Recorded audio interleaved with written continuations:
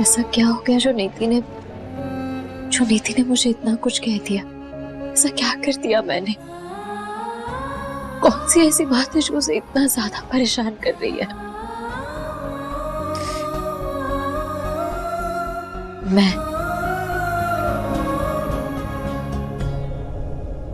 मैं हूं हर मुसीबत की जड़। सबकी लाइफ मैंने डिस्टर्ब करके रखी है। ना मेरी शादी राजीव से हुई होती, ना मैं यहाँ आती और ना ही नीति को मुझसे कोई भी तकलीफ होती। सबकी वजह मैं हूं। पर नीति को हुआ क्या है? उसको मुझसे क्या तकलीफ हो रही है? उसने कुछ बताया भी तो नहीं ना। अगर वो मुझे बोलती कि परी मुझे तुझसे ये प्रॉब्लम है, तेरी इस बात से मुझे तकलीफ हो रही है, तेरी वजह से मेरी लाइफ में ये गलत हो रहा है, तो मैं उस परेशानी को जड़ से खत्म कर देती। कुछ भी समझ नहीं आ रहा मुझे। कहीं उसे मेरे और राजीव के बारे में कुछ। परी,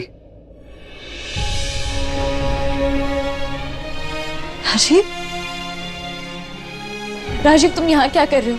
तुम्हें इस वक्त नीति के पास होना चाहिए। तुम्हें उसकी सिचुएशन पता है ना, उसको तुम्हारी जरूरत है। तुम प्लीज उसके पास जाओ। परी, राजीव।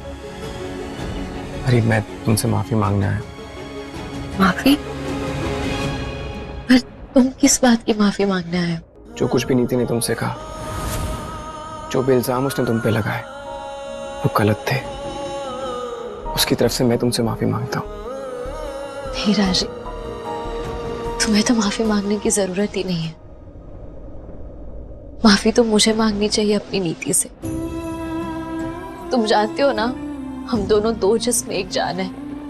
अपने आप को उसकी बहन बताती हूँ, दोस्त मानती हूँ ना उसको, और बहन के नाते मुझे उसके दर्द का एहसास ही नहीं हुआ। मुझे पता ही नहीं चला कि उसमें क्या गुजर रही है। बहनें ऐसी थोड़ी होती है। नहीं राजीव, अगर नीति को कोई प्रॉब्लम हो, उसे कोई तकलीफ हो, मुझे ही ना पता चले, ऐसे कभी हो सकता है क्या? शायद गलती ना मेरी ही होगी, तभी नीति ने मुझे इतना कुछ सुना दिया। इसमें तुम्हारी कोई गलती नहीं है परी। ट्रस्ट मी, मैं नीति से बहुत प्यार करता हूँ, उतनी इज्जत तुम्हारी करता हूँ। मैं तुमसे कभी झूठ नहीं बोलूंगा। ट्रस्ट मी, तुम्हारी कोई गलती नहीं है इसमें। नहीं राजीव, मैं सही नहीं हूँ, और तुम भी मुझ पर तरस खा के मुझे सही बता रहे हो ना। प्लीज राजीव, प्लीज मुझ पर तरस मत खाओ। मैं उस लायक ही नहीं हूं कि कोई भी मुझ पर रहम करे। मैंने मेरी नीति को रुलाया है, मैंने उसका दिल दुखाया है। उसने मेरे लिए क्या कुछ नहीं किया है। मेरे ऊपर आने वाली हर परेशानी, हर प्रॉब्लम को ढाल बन के उसने अपने ऊपर ले लिया है। बचपन से लेके आज तक उसने हर बार मेरी रक्षा की है। यहाँ तक कि मेरी जान बचाने के लिए उसने अपने बच्चे को खो दिया, माँ बनने का सुख खो दिया। और मैं क्या कर रही हूँ? मैं तो प्यार करने वालों के बीच दीवार बनने की कोशिश कर रही हूँ, दो लोगों के बीच दरार डाल रही हूँ। आज नीति और तुम्हारे बीच जो कुछ भी हुआ ना, नीति ने भले उसकी वजह नहीं बताई, लेकिन मैं जानती हूँ कि उसकी वजह मैं ही हूँ। मेरी वजह से ये सब हुआ है।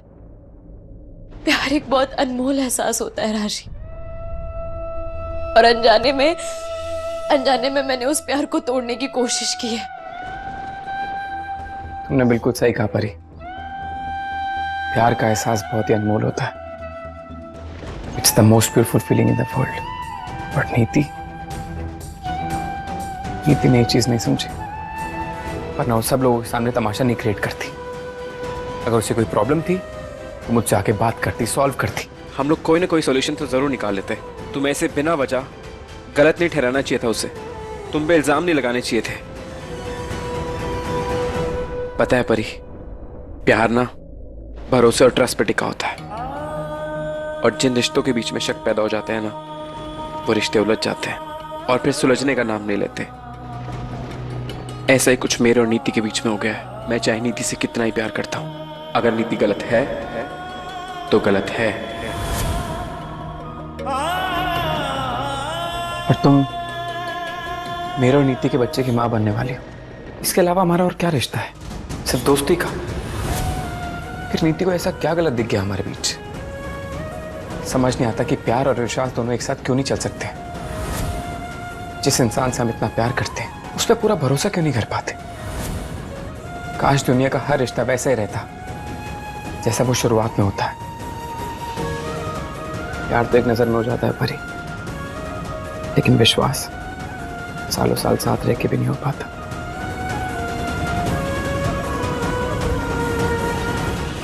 नहीं राजीव, लेकिन गलती फिर भी नीति की नहीं है। मैं जानती हूँ उसे हमारे रिश्ते की सच्चाई नहीं पता है, लेकिन धुआं भी तो वहीं उठता है ना जहां आग लगती है। उसे जरूर कुछ ना कुछ तो फील हुआ है हम दोनों को लेके, तभी वो ऐसे रिएक्ट कर रही है। और आज तक हम जो उसे सच छुपाते आए वो गलती नहीं है, गुनाह है। चाहे नीति ने शक किया हो, लेकिन गलती उसकी नहीं है, हमारे बीच। बट ऐसा नहीं है कि मैं तुम्हें भी अपनी वाइफ मान के बैठा हूं और उसे भी।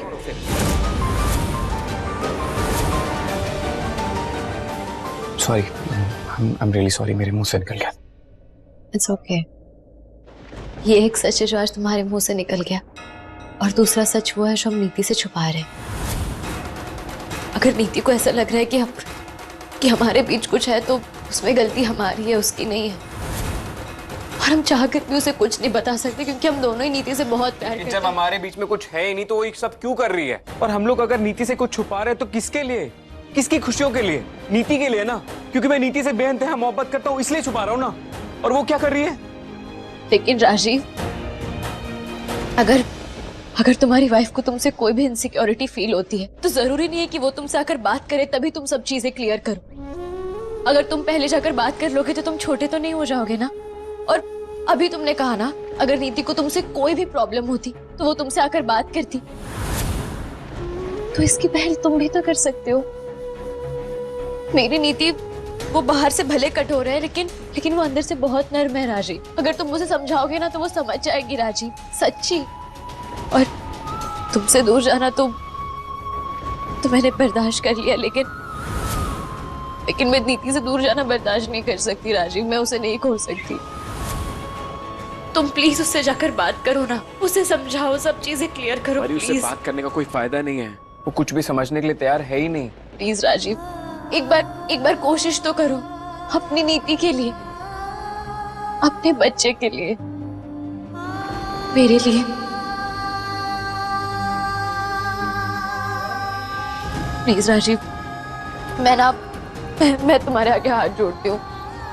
प्लीज तुम नीति के पास जाओ, उससे बात करो, अपना रिश्ता उससे खराब मत करो। उसे तुम्हारी जरूरत है राजीव, प्लीज।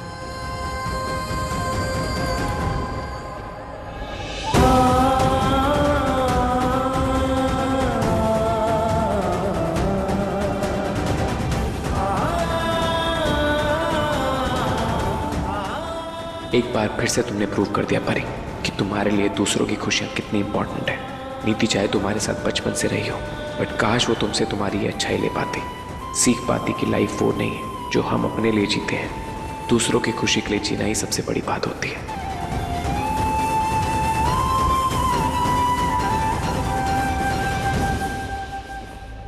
आज तो तेरी खुशी का ठिकाना नहीं है सुलोचना।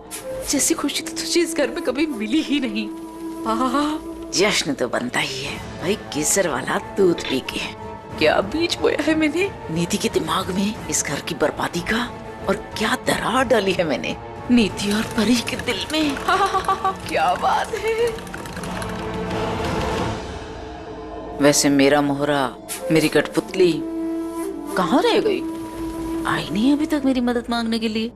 कोई नहीं, आ जाएगी। बेबे, आ गई मेरी कठपुतली। चल सुलोचना, अब शुरू कर दे अपना नाटक।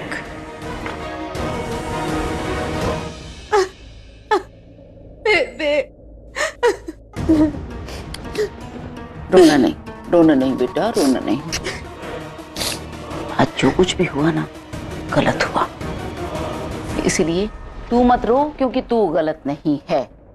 अरे तू तो सिर्फ अपने हक के लिए बोल रही थी, और अपने हक के लिए बोलना कोई पाप नहीं है। मैं जानती हूँ तू सिर्फ सबसे यही बोलना चाह रही थी ना, परी गलत है और तू सही। पर तेरी बात किसी ने नहीं सुनी। तू सबको चीख चीख के बोल रही थी कि मेरे सच का यकीन करो, लेकिन कोई तेरी बात पर विश्वास नहीं कर रहा था बेटा। और वो परी, वो चुपचाप खड़ी हुई थी क्योंकि सब लोग उसके गलत को सही ठहराने में लगे हुए थे। वो सब वहां पर इसीलिए खड़े हुए थे। तेरी हालत देखकर ना मेरा दिल बैठा जा रहा था। मुझे तो ऐसे लग रहा था कि अभी हार्ट अटैक आ जाएगा मुझे। लेकिन रब भी बहुत मेहरबान, उन्हें पता है कि आज सबसे ज्यादा तुझे मेरी जरूरत है बेटा। रोना नहीं, बैठ मेरी बच्ची, बैठ। वैसे परी और बाकी घर वाले ने जो कुछ भी कहा ठीक है, लेकिन मुझे ना संजू की बात बहुत हैरान कर गई। जब उसने बोला कि तू माँ नहीं बन सकती तो जाकर अपनी माँ से पूछ कि परी की देखभाल कैसे की जाती है। अब ये वो ताना मार रहा था या तेरे साथ हमदर्दी दिखा रहा था? तेरा पति है ना बेटा, तू ही जाने। पर मुझे तो ऐसा लग रहा है ना कि उसे तेरे दर्द से कोई फर्क ही नहीं पड़ता। हाँ, इसलिए उसने घुमा कर ताना मार दिया ना। हमें लगता है कि बच्चा करना आसान है। हमारे घर के सारे बड़े यहाँ खड़े, पूछ के देखो उनसे कि एक बच्चा पैदा करने में कितने सैक्रिफाइसेस लगते हैं। बच्चा करने के बाद सुख जरूर मिलता है नीति, लेकिन 9 महीने सैक्रिफाइस करने पड़ते हैं। सारे घर वाले ऐसा दिखा रहे थे जैसे परी उनकी सचमुच बहू हो और तू कोई बाहर वाली हो। माना कि तू संजू को बच्चा नहीं दे पा रही है, इस घर का चिराग नहीं दे पा रही है, पर परी के पेट में जो बच्चा है, जो अभी आया ही नहीं है, उसके लिए इतना अंधा हो जाना कि जो कुछ भी तूने इस घर वालों के लिए किया है, जो कुछ भी तूने अपने संजू के लिए किया है, वो सब मिट्टी में मिल गया। जब पति कदर नहीं करता ना बेटा, तो हर पत्नी की ऐसी ही हालत हो जाती है। हाय मेरे रब्बा, तू ऐसा क्यों कर रहा है? तूने क्यों उसे इतना भोला बनाया और परी को इतना चालाक? आजकल ना बेटा चालाक लड़कियां ही सब कुछ लूट ले जाती हैं और तेरे जैसी लड़कियां रो रो कर जिंदगी गुजारती हैं। बस कीजिए बेबे, प्लीज बस कर जाइए, प्लीज चुप हो जाइए, मुझे और कुछ नहीं सुनना। ठीक है, अगर तू बोलती है तो मैं कुछ भी नहीं बोलती, लेकिन अब वो बोलना शुरू कर जो मैं सुनना चाहती हूँ। अच्छा, अब तू ही बता, तू क्या सुनना चाहती है? कहना सुनना बहुत हो गया बेबे, अब बस मुझे शांति चाहिए। जब तक तेरी वो सौतन तेरे घर पर डेरा डमाकर बैठी रहेगी ना, तुझे ना सुकून मिलेगा और ना शांति मिलेगी। और जब तक तेरा पति उसके पल्लू से बंधा रहेगा ना, तब तक तेरे जीवन में अशांति ही अशांति रहेगी। अगर तू उससे पीछा छुटाना चाहती है तो सिर्फ एक ही हल है, वो है परी का इस घर से निकल जाना। लेकिन उसका निकलना इतना आसान नहीं है, क्योंकि परी को इस घर में रहने का सबसे अच्छा बहाना मिला हुआ है, बच्चा, तेरा और संजू का बच्चा। तो अगर परी से पीछे छुटाना चाहती है ना, तो उसके यहाँ रहने की जो बहाना है ना, उसे खत्म ही करना होगा। ना रहेगा बांस और ना बजेगी बांसुरी, समझी?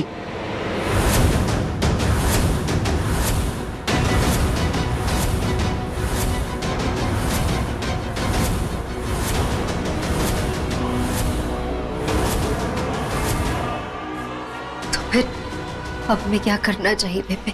परी का अबॉर्शन। बच्चा खत्म तो खेल खत्म। तैयार है तू? तैयार हूँ। तो मेरी बात अब ध्यान से सुन। जैसा जैसा मैं तुझे कहती जाती हूँ, बिल्कुल ठीक वैसा ही करती जा, फिर देखना।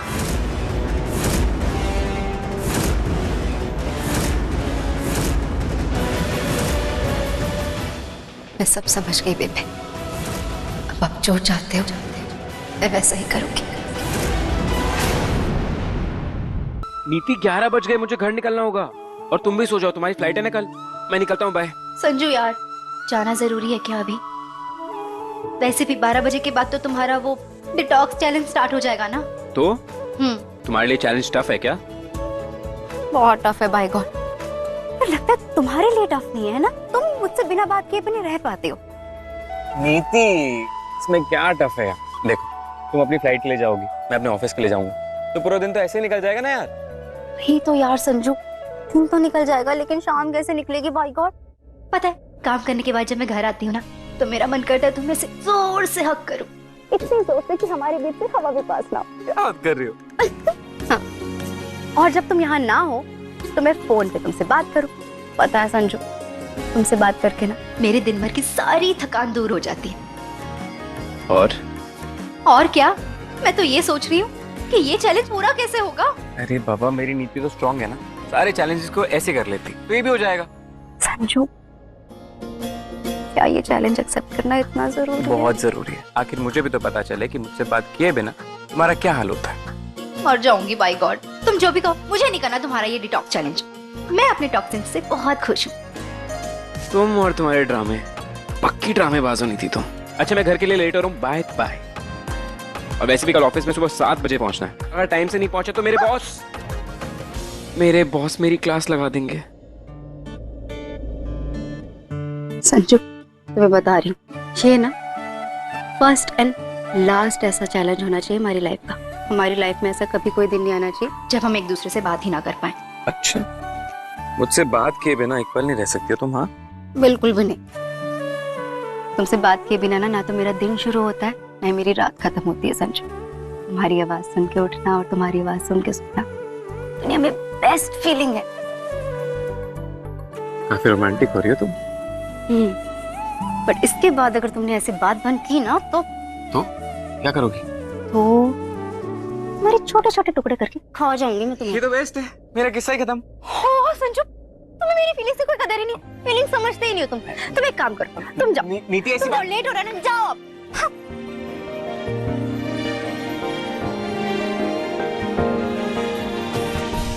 तुम्हें छोड़ के जाना भी तो बहुत मुश्किल है ना।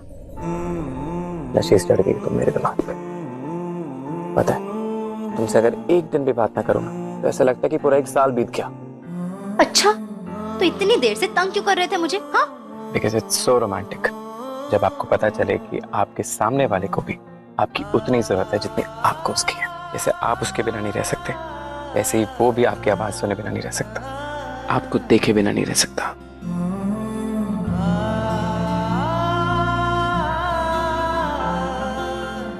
I love you.